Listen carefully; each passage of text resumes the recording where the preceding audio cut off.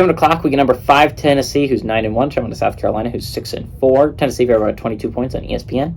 Hendon Hooker for Tennessee has gone 204, 287, going for 2,888 yards, 24 touchdowns, 2 interceptions. Jalen Wright on the ground has had 124 carries for 598 yards and 8 touchdowns. And Jalen Hyatt through the air has had 58 catches for 1,116 yards and 15 touchdowns. Spencer Rattler through the air has gone 180, 227, thrown for 1,982 yards, 8 touchdowns, 9 interceptions. That's a rough stat line. Marshawn Lloyd on the ground has had 100 carries for 556 yards. Not a bad stat by any means, averaging 5.56 yards per carry. Kind of crazy. But he's also gotten 9 touchdowns on the ground. Marshawn Lloyd has been a lot of South Carolina's offense this year. Antoine Wells Jr. has had 43 catches for 590 yards and 4 touchdowns. Tennessee leads the series all time, 28-10. Last 3 games have gone to Tennessee from 2019 to 2021. 2018 was the last time South Carolina won at home. So I think what's going to be interesting in this game, this is going to be a bounce. I think South Carolina's hoping to bounce back this game after getting absolutely crushed by Florida.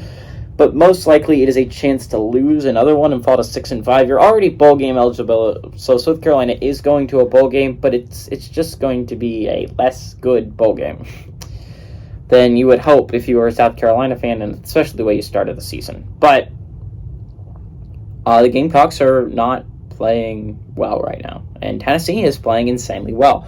Coming off a blowout victory against Missouri, a Missouri team that actually looked pretty good heading into that matchup. Like, had a lot of close losses against good football teams, just unable to pull them out, and they held them close till the third quarter where Tennessee just went off and just ran them over.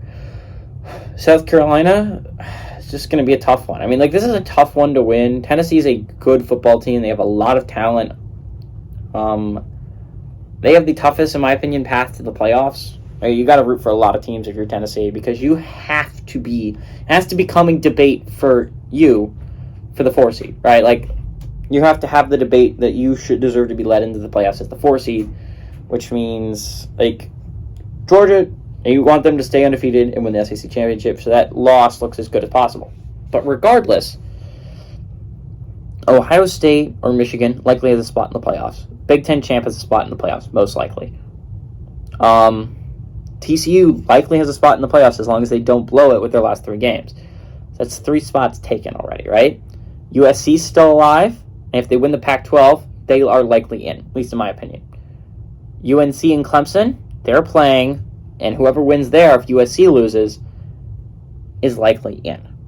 So right now, if you're Tennessee, you need to make it an argument, right, between whoever loses the Ohio State-Michigan game and you, which means USC needs to lose one, Clemson needs to lose one, and UNC needs to lose one. Now, luckily for you, you just have to root for UNC or Clemson to lose one in the regular season. You don't have to root for both to lose one. And then you just got to hope for the one that 2 losses wins their ACC championship game. USC, if you're going to be a Tennessee fan, you're going to be watching your game, but also you should be switching over to the USC-UCLA game, because that is a very, very important game to your playoff picture hopes. Now, again, there's a lot of chances for USC to lose down the stretch, and they're the only Pac-12 team left alive. And a loss eliminates them. But it's a tough path ahead of you if you're a Vols fan. It's going to be hard for you to make the playoffs, but I think you do have a chance. But of all the teams, I think you're 8th most likely. I hate to break it to you, Vols fans.